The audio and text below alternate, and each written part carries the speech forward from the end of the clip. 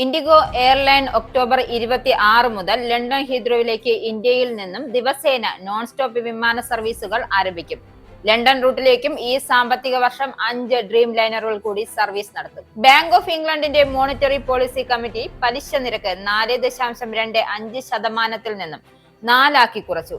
2024 ശേഷം ഇത് 5ാം തവണയാണ് പലിശ നിരക്ക് കുറയ്ക്കുന്നത്. വീട്ടുവാടക വിഷയത്തിൽ ധാർമ്മിക ഉത്തരവാദിത്വം ഏറ്റെടുത്ത ഭവന രഹിതർക്കുള്ള വകുപ്പ് മന്ത്രി റുഷാൻ നാര അലി രാജിവെച്ചു. ബ്രിട്ടനിൽ ജോലി ചെയ്യാൻ ഡോക്ടർമാർക്ക് താൽപര്യം കുറയുന്നതായി റിപ്പോർട്ട്. 1/5 ഡോക്ടർമാരും UK-യിൽ ജോലി അവസാനിപ്പിക്കാൻ ആലോചിക്കുന്നതായി കണക്കുകൾ വ്യക്തമാക്കുന്നു. ഉപപ്രധാനമന്ത്രി ഏഞ്ചല റെയ്നയുടെ പദ്ധതികൾക്ക് ഫണ്ടിംഗ് കണ്ടെത്താനായി ഇംഗ്ലണ്ടിൽ വീണ്ടും കൗൺസിൽ ടാക്സ് വർദ്ധിപ്പിക്കാൻ നീക്കം. ദരിദ്ര മേഖലകൾക്ക് കൂടുതൽ ഫണ്ടിംഗ് നൽകാനായി ധനിക കുടുംബങ്ങൾ വസിക്കുന്ന മേഖലകൾ കൗൺസിൽ ടാക്സ് കുത്തനെ കൂട്ടും. തെക്കൻ ഇറ്റലിയിൽ തൂക്കുപാലം നിർമ്മിക്കുന്നതിനുള്ള 13.5 ബില്യൺ യൂറോയുടെ പദ്ധതിക്ക് ഇറ്റാലിയൻ സർക്കാർ ബുധനാഴ്ച അംഗീകാരം നൽകി. ഗാസയിൽ ഇസ്രയേൽ ആക്രമണത്തിൽ പരിക്കേറ്റ കുട്ടികളെ ബ്രിട്ടനിലെത്തിച്ച് വിദഗ്ധ ചികിത്സ നൽകാനുള്ള പദ്ധതിക്ക് തുടക്കമായി. ആദ്യഘട്ടത്തിൽ ബ്രിട്ടനിൽ നിന്നും എത്തിക്കുന്നത് 300 കുട്ടികളെ. വാർത്തകൾ വിശദമായി. ഒക്ടോബർ 26 മുതൽ ലണ്ടൻ ഹീത്രോയിലേക്ക് ഇന്ത്യയിൽ നിന്നും ദിവസേന നോൺ സ്റ്റോപ്പ് വിമാന സർവീസുകൾ ആരംഭിക്കാൻ തയ്യാറെടുത്ത് ഇൻഡിഗോ എയർലൈൻ. പുതുതായി പാട്ടത്തിനെടുത്ത ബോയിംഗ് 787 ഡ്രീം ലൈനറുകൾ ഉപയോഗിച്ചാണ് മുംബൈ ഹീത്രോ സർവീസ് തുടങ്ങുക. ഇൻഡിഗോയുടെ 19ാം വാർഷികവും ദീർഘദൂര വിപണിയിലേക്കുള്ള പുതിയ ചുവടുവയ്പും കണക്കിലെടുത്ത് എയർലൈനിന്റെ അന്താരാഷ്ട്ര ലക്ഷ്യങ്ങളിൽ ഒരു പ്രധാന നേട്ടമാകും ഇത്. ലണ്ടൻ റൂട്ടിലേക്ക് ഈ സാമ്പത്തിക വർഷം 5 ഡ്രീം ലൈനറുകൾ കൂടി സർവീസ് നടത്തുമെന്നും ഇൻഡിഗോ അറിയിച്ചിട്ടുണ്ട്. ഇൻഡിഗോയുടെ വിദേശ സാന്നിധ്യം വർദ്ധിപ്പിക്കുന്നതിനുള്ള വിശാലമായ നീക്കത്തിന്റെ ഭാഗമാണ് പുതിയ വിമാനങ്ങൾ.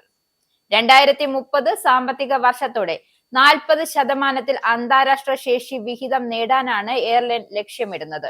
നിലവിൽ ഇത് 28%. ഒക്ടോബർ 26 മുതൽ ലണ്ടൻ വിമാനം പറന്നു തുടങ്ങും എന്നാണ് ബുക്കിംഗിന് മുന്നോടിയായി ഇൻഡിഗോ അറിയിച്ചിരിക്കുന്നത്. ഇന്ത്യ ലണ്ടൻ മേഖലയിലെ എയർ ഇന്ത്യയുടെ കുത്തക തകർക്കുകയാണ് ഇൻഡിഗോയുടെ ലക്ഷ്യം. അതിനായി മറ്റൊരു വിമാന കമ്പനിയും നൽകാത്ത ഏറ്റവും ആകർഷകമായ പാക്കേജാണ് ഇൻഡിഗോ പ്രഖ്യാപിക്കാൻ പോകുന്നത്.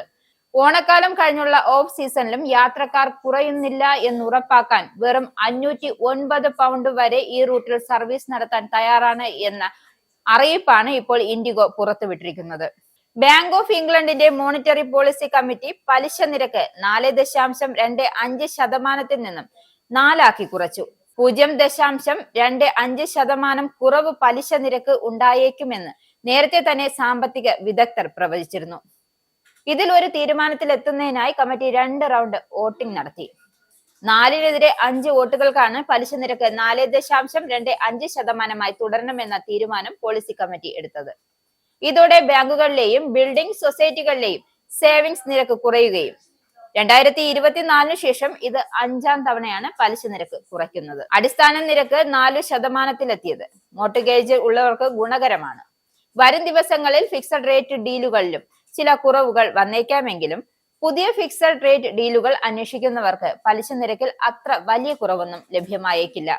ദീർഘകാല അടിസ്ഥാനത്തിലുള്ള പലിശ നിരക്കിന്റെ ഗതി അടിസ്ഥാനമാക്കിയായിരിക്കും ഇത്തരത്തിലുള്ള ഡീലുകൾ വായ്പാദാതാക്കൾ പലിശ നിരക്ക് നിശ്ചയിക്കുക എന്നതിനാലാണ്. വാടകക്കാരെ പുറത്താക്കി വീട്ടുവാടക വർദ്ധിപ്പിച്ച കേസിൽ ലേബറിന്റെ ഭവനരഹിതർക്കുള്ള വകുപ്പ് മന്ത്രി റുഷാൻ നാര അലി വീട്ടുവാടക വിഷയത്തിൽ ധാർമ്മിക ഉത്തരവാദിത്വം ഏറ്റെടുത്ത് രാജിവെച്ചു. തന്റെ ഉടമസ്ഥതയിലുള്ള കെട്ടിടത്തിൽ നിന്നും 4 വാടകക്കാരെ ഒഴിപ്പിച്ച് ഏതാനും ആഴ്ചകൾക്ക് ശേഷം 700 പൗണ്ട് അധിക വാടകയ്ക്ക് അത് മറ്റുള്ളവർക്ക് നൽകി എന്ന ആരോപണം ഉയർന്നതിനെ തുടർന്നാണ് റുഷാൻ നാര അലി മന്ത്രിസഭയിൽ നിന്നും രാജിവെച്ചത്. നേരത്തെ നിശ്ചിത കാലത്തേക്കുള്ള ഫിക്സഡ് ടേം കരാർ വഴിയായിരുന്നു ഇവിടെ വാടകക്കാർ താമസിച്ചിരുന്നത്. കെട്ടിടം വിൽക്കാൻ ഉദ്ദേശിക്കുന്നതിനാൽ കരാർ കാലാവധി കഴിഞ്ഞാൽ പുതുക്കുകയില്ലെന്ന് വാടകക്കാരെ കഴിഞ്ഞ നവംബറിൽ തന്നെ അലി അറിയിച്ചിരുന്നതാണ്. എന്നാൽ വാടകക്കാർ വീടൊഴിഞ്ഞ ശേഷം കെട്ടിടം വാടകയ്ക്ക് നൽകുന്നതിനുള്ള പരസ്യം നൽകുകയായിരുന്നു. അതുവരെ പ്രതിമാസം 3300 പൗണ്ട് വാടകയാണ് ഉണ്ടായിരുന്നത്. 4000 പൗണ്ട് ആക്കി വർദ്ധിപ്പിക്കുകയും ചെയ്തിരുന്നു. ഇക്കാര്യം മാധ്യമങ്ങൾ ചർച്ചയാക്കിയതോടെ ഹൗസിംഗ് ചാരിറ്റികളും പ്രതിപക്ഷ കക്ഷികളും റുഷാൻ നാര അലിക്കെതിരെ നിശ്ചിത വിമർശനവുമായി രംഗത്തെത്തി. എന്നാൽ കെട്ടിടം വാങ്ങാൻ ഒരാളെ കിട്ടാത്തതിനാലാണ് വീണ്ടും വാടകയ്ക്ക് നൽകിയതെന്നും അവർ പറയുന്നു. താൻ നിയമപരമായ എല്ലാ നടപടിക്രമങ്ങളും പാലിച്ചുകൊണ്ട് തന്നെയാണ് കാര്യങ്ങൾ ചെയ്തതെന്നും അവർ പ്രധാനമന്ത്രിക്ക് എഴുതിയ രാജിക്കത്തിൽ വ്യക്തമാക്കി. ബ്രിട്ടനിൽ ജോലി ചെയ്യാൻ ഡോക്ടർമാർക്ക് താൽപര്യം കുറയുന്നതായി റിപ്പോർട്ട്. 1/5 ഡോക്ടർമാരും UK-യിൽ ജോലി അവസാനിപ്പിക്കാൻ ആലോചിക്കുന്നതായി കണക്കുകൾ വെളിപ്പെടുത്തുന്നു. 8-ൽ ഒരാൾ വീതം രാജ്യം വിട്ട് വിദേശത്തേക്ക് ജോലി തേടാൻ പോകാനാണ് ആലോചിക്കുന്നതെന്നും കണക്കുകൾ വ്യക്തമാക്കുന്നു. ജനറൽ മെഡിക്കൽ കൗൺസിൽ കമ്മീഷൻ ചെയ്ത ഗവേഷണത്തിലാണ് ഈ കണ്ടെത്തൽ. ഡോക്ടർമാരെ പിടിച്ചു നിർത്താൻ കൂടുതൽ കാര്യങ്ങൾ ചെയ്തില്ലെങ്കിൽ ആശുപത്രി വെയിറ്റിംഗ് ലിസ്റ്റുകൾ കുറയ്ക്കുന്നതിനുള്ള പദ്ധതികൾ അപകടത്തിലാകുമെന്നും GMC മുന്നറിയിപ്പ് നൽകുന്നു. ഇംഗ്ലണ്ടിൽ വീണ്ടും കൗൺസിൽ ടാക്സ് വർദ്ധിപ്പിക്കാൻ നീക്കം. ഉപപ്രധാനമന്ത്രി ഏഞ്ചല റെയ്നയുടെ പദ്ധതികൾക്ക് ഫണ്ടിംഗ് കണ്ടെത്താനാണ് പുതിയ നീക്കം. ദരിദ്ര മേഖലകൾക്ക് കൂടുതൽ ഫണ്ടിംഗ് നൽകാനായി ധനിക കുടുംബങ്ങൾ വസിക്കുന്ന മേഖലകളിൽ കൗൺസിൽ ടാക്സ് കുത്തനെ കൂട്ടാനാണ് പദ്ധതി. ഇതിനു പുറമെ ലണ്ടൻ, മറ്റു ഹോം കൗണ്ടികൾ എന്നിവിടങ്ങളിലെ കൗൺസിലുകൾ തങ്ങളുടെ ബഡ്ജറ്റ് വെട്ടിക്കുറയ്ക്കേണ്ടി വരികയും ചെയ്യും. മിഡ്ലാൻഡ്സ്, നോർത്ത് എന്നിവിടങ്ങളിലും നികുതി കൂട്ടും. രാജ്യത്തിന്റെ വിവിധ ഭാഗങ്ങൾക്ക് നൽകുന്ന ഫണ്ടിങ്ങിലെ വ്യത്യാസങ്ങൾ തിരുത്താനുള്ള മന്ത്രിമാരുടെ ശ്രമമാണ് ഇതിനു പിന്നിൽ. ഇന്ത്യയിലെ വോട്ടർ പട്ടികയിലെ ക്രമക്കേടുകളെ പാർട്ടി ശബ്ദമുയർത്തി പ്രതിപക്ഷ നേതാവ് രാഹുൽ ഗാന്ധിക്കും കോൺഗ്രസ് പാർട്ടിക്കും ഐക്യദാർഢ്യം പ്രഖ്യാപിച്ച ലണ്ടനിലെ കോൺഗ്രസ് നേതാവ് KK മോഹൻദാസ്. ഇന്ത്യ മഹാരാജ്യത്ത് കഴിഞ്ഞ തിരഞ്ഞെടുപ്പുകൾ നടന്ന ഇലക്ഷൻ ക്രമക്കേടിലും അട്ടിമറികളിലും നിറഞ്ഞു നിൽക്കുന്നതാണ് എന്ന് രാഹുൽ ഗാന്ധി പരാതിപ്പെട്ടപ്പോൾ തിരഞ്ഞെടുപ്പ് കമ്മീഷൻ യാതൊരു നടപടിയും എടുത്തിട്ടില്ല.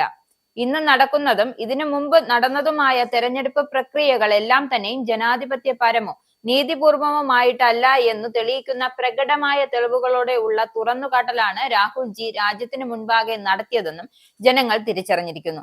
ഇതിന് തെരഞ്ഞെടുപ്പ് കമ്മീഷൻ കൃത്യമായ മറുപടി നൽകണമെന്നും KK മോഹൻദാസ് ചൂണ്ടിക്കാട്ടി.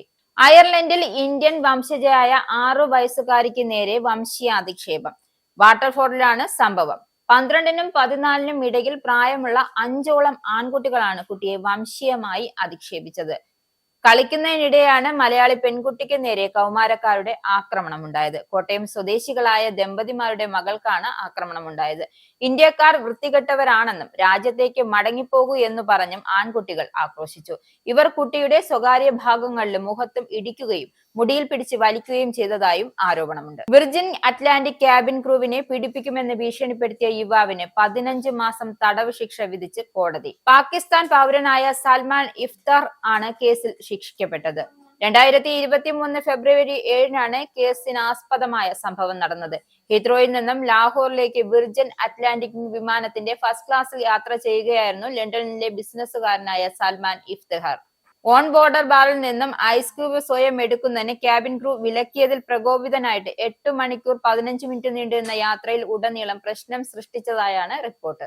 തെക്കൻ ഇറ്റലിയിലെ സിസിലി ദ്വീപിനെ ഇറ്റലിയിലെ പ്രധാന ഭൂപ്രദേശവുമായി ബന്ധിപ്പിക്കുന്ന തൂക്കുപാലം നിർമ്മിക്കുന്നതിനുള്ള 13.5 ബില്യൺ യൂറോയുടെ പദ്ധതിക്ക് ഇറ്റാലിയൻ സർക്കാർ ബുധനാഴ്ച അംഗീകാരം നൽകി.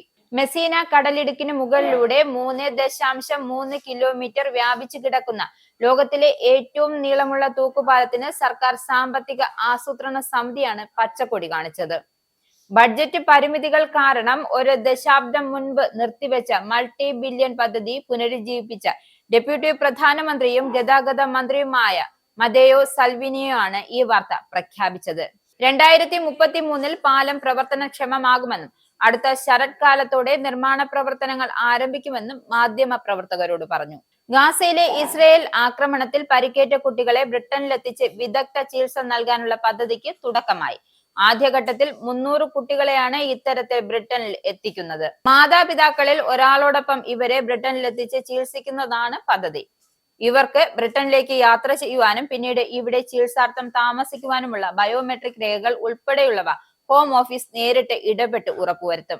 Association of Indian communist Croydon ബ്രാഞ്ചിന്റെ നേതൃത്വത്തിൽ BS അനുസ്മരണ സമ്മേളനം നടത്തി. ക്രോയിഡനിലെ റസ്കിൻ ഹൌസിൽ നടന്ന യോഗത്തിൽ ലണ്ടനിലെ വിവിധ മലയാളി സംഘടനകളുടെ പ്രതിനിധികൾ ഉൾപ്പെടെ ഒട്ടനവധി പേർ പങ്കെടുത്തു. സാമൂഹ്യ പ്രവർത്തകനും മാധ്യമപ്രവർത്തകനുമായ മണമ്പൂർ സുരേഷ് മുഖ്യ പ്രഭാഷണം നടത്തി. അജയൻ പിള്ള അധ്യക്ഷനായിരുന്നു.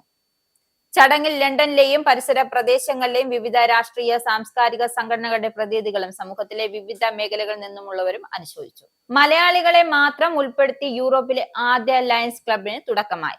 ലയൺസ് ക്ലബ് കൊച്ചി UK എന്ന് പേര് നൽകിയിരിക്കുന്ന ക്ലബിൽ ആദ്യഘട്ടത്തിൽ യൂറോപ്യൻ രാജ്യങ്ങളിൽ നിന്നുള്ള മലയാളികളായിരിക്കും അംഗങ്ങൾ. തുടർന്ന് യൂറോപ്പിലെ വ്യത്യസ്ത രാജ്യങ്ങളിൽ മലയാളികളുടെ ലയൺസ് ക്ലബ്ബുകൾ രൂപീകരിക്കുമെന്നും സംഘാടകർ അറിയിച്ചു. ലയൺസ് ക്ലബ് കൊച്ചി UK പ്രസിഡന്റായി ഷോയ്സ് കുര്യാക്കോസ്, സെക്രട്ടറി ജോളി തോമസ്, ട്രഷറർ ടിൻഡു അബ്രഹാം എന്നിവരെ തിരഞ്ഞെടുത്തു.